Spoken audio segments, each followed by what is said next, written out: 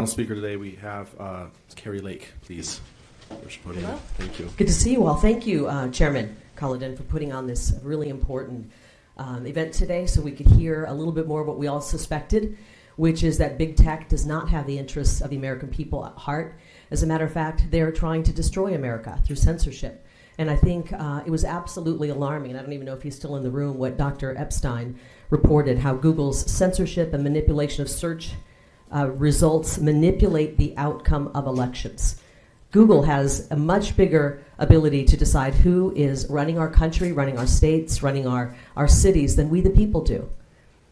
I would challenge each and every one of you to think back to 247 years ago when our founding fathers fought for the ability for the people of this country to choose their destiny, to choose their leaders, to choose their representation. They fought against the most well-known globalist, the most powerful globalist of their time, King George.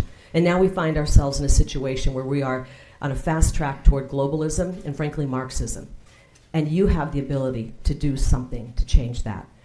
During the midterm elections, then Secretary of State Katie Hobbs and current Maricopa County Recorder Stephen Richer collaborated with big tech, collaborated with them to censor the people of Arizona, myself included.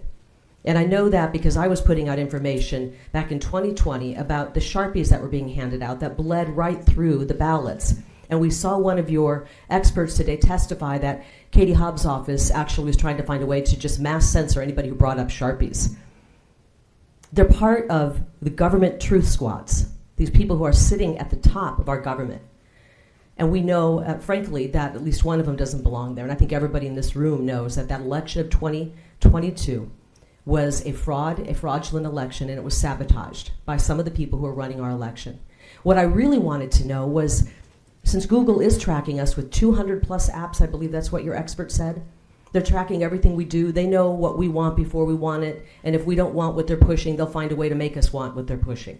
They know who was showing up on election day. What I would really like to know from them is how many Arizonans got out of line because of the sabotage of election day, where 60% roughly of voting polling locations had equipment that didn't work, and lines were 2 and 3 and 4 and 5, 6 hours.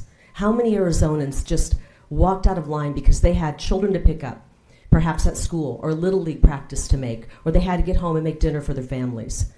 They have that data. It's out there. A lot of people were not able to vote because of the way our elections were run.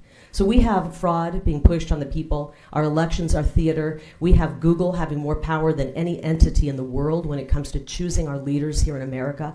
And that's not how this country was set up.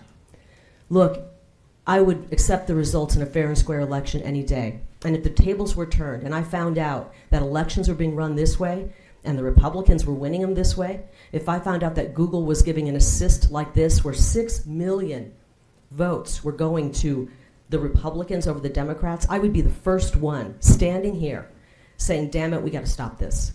This is not right. You have the ability to do something.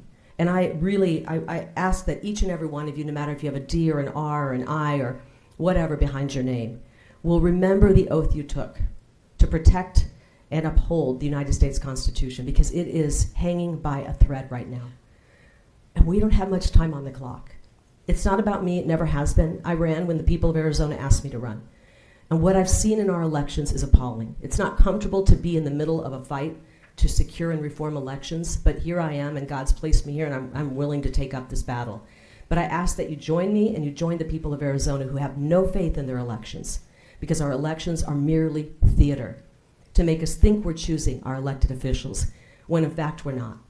And I believe that what our experts showed today should be alarming to you, and I hope that it sets a little fire under each and every one of you to do something, take every power you have to do something to thwart big tech from being able to influence our elections, and for goodness sakes, being able to influence the minds of our children.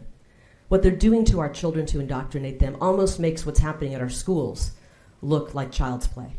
So I thank you so much for pulling this together today. And I ask that you use the power that you have to do something to help save this republic. Thank you very much.